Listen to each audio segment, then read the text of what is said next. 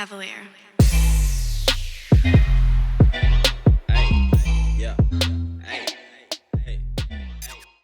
Hello there, self-loving viewers. My name is Tando. So you know how the infantile stages of your menstruation were all things embarrassing and traumatic?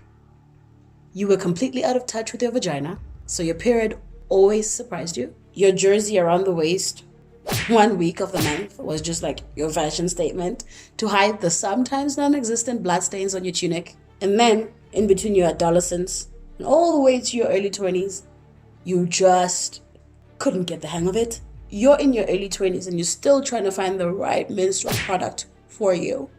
Just, by the way, if somebody out there is still selling like menstrual cups of very small size, I'm ready to re-traumatize myself and try it again on camera for the YouTube, so holla at your girl. Anyway, you hit the mid-20s, you still get surprised when your period comes. Even with the bloody apps, you still don't know the patterns of your menstrual cycle. And that's around the time when the heavy alcoholism starts and you accept that you will probably die like this. And then the last years of your 20s hit. At this stage, you're just like casually depressed because you're going through the transition of becoming a 30-year-old woman. Yeah. You still haven't used your birth canal to procreate, which is apparently what we were made for, to make more humans with our bodies. There is still no uterine donation technology, so you can donate your womb if we have no use for it. So there's really no reason for you to go under and remove your womb. Because what are you going to tell Discovery? So hey, so you know how I have like this portion of my reproductive system that is completely useless because I have no intention of using it. It just gives me agony every single month. Please remove it. And just like leave the portions of my reproductive system that are for nice times. Can you do that, Discovery? Is that okay? I could just see Discovery and be like, no ma'am, that is cosmetic. You pay for that. Okay. So now you're in the last days of your 20s. You still have no intention of using your childbearing hips. So you just sit there with a useless, unwanted uterus that you should be grateful for because you're blessed for it to be this fertile, even though you're never going to use it. Suffering through the pain, tending to the uterus like your little pet, because it's also like symbolic of like womanhood, and you kind of feel like you feminist better with it on, and yeah, you'll keep it. Yeah, I'll keep it. I'll keep it. And then you hit 30. Menstrual leave because I don't want to do this any longer. Today I was assigned to go shoot a march on day 2 of the menses. Day 2. Now when you're shooting a march, all you do is run ahead. So I basically have to run ahead or drive ahead like now, then stop while carrying this thing.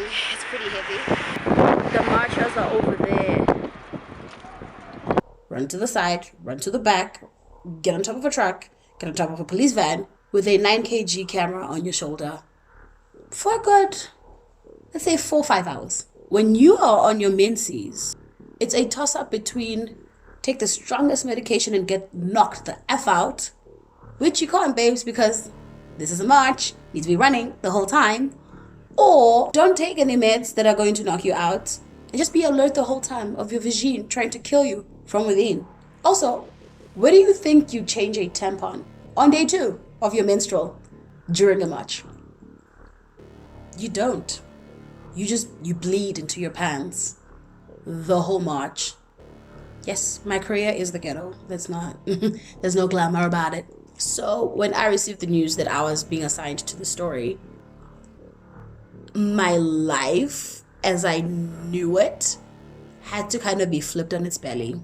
So I sent a message for the very first time to a group titled Employer Cameraman.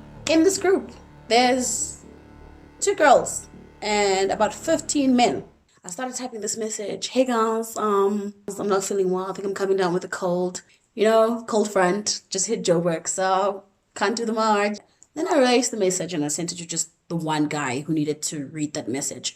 But it still read, I'm not feeling well. not feeling well, cold front. I'm so annoyed with myself. That message should have read something like, hey guys, bleeding from a vagina for the next 4 days. Definitely not gonna die, but I can't do the much. But for some odd reason, I believed that a cold has more weight and gravitas than bleeding from your vagina for the next 4 days and not dying. What? Truth be told, I was writing this message in agony, and I could just hear the men going, oh, see, this is why you should be in the kitchen washing underwear. You wash underwear in the kitchen?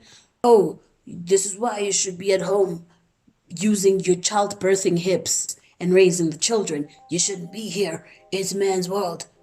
Toughen up. You're weak if you bleed and you don't die. So I went with the cold. Now I'm shooting this video to make myself feel better because I know I did not feminist right today. I didn't feminist right because on the one hand, I felt like it would be weak of me to ask for time off to deal with the amount of agony that comes with being on your period on day 2. And at my age as well, like I've never bled this much before. Like it's getting worse. I think it's nearing its end. Hey menopause, we're coming for you. But I just felt weak, and I was like, women do this all the time. Even though we feel like we can't, we just force ourselves to do this thing. And most women actually have it way worse than I do. Some people have like endometriosis. I can't even pronounce it. I'm still not feministing right. And I don't have that. But those people still manage to wake up and go to work. And so I was like, don't be a wuss. Don't be a wuss. Just ask to be your sound and go and suffer at a better environment than a march. On the other hand, I feel like I didn't feminist right because, guys, we need menstrual leave. And this business of taking one for the team and pretending like we're okay when we are in excruciating pain for at least 3 days, it's not helping me. Certainly not helping the generations to come into the workforce who will need menstrual leave. Honestly, I am tired of it. It's not even a feminist thing at this. It's just a human thing. There's no reason why I should show up at work when I can barely walk or stand because my back is separating itself from my front and I have a headache and I am super temperamental. It's not stuff I can control. It's happening all on its own inside of my body because this body is a unicornus. This body is majestic. This body is magical. Female body is something else. So I resent myself a little bit for being a wuss and not speaking my truth. Bleeding from your vagina every single month for a consecutive 4 days, bare minimum, is not an easy feat. And it is not weak for me to want time off to deal with that process. What's weak is actually lying and pretending to be okay when you're not. It's not helping anybody. Certainly not me. Certainly not the cause. This was just a rant. As you can tell, this video, I can't even wrap it up because I'm done. Thank you so much for watching this and listening to me rant. I just needed an outlet, and I don't think I can tell this to my friends and expect them to listen to me just complain about something that I've been going through since puberty.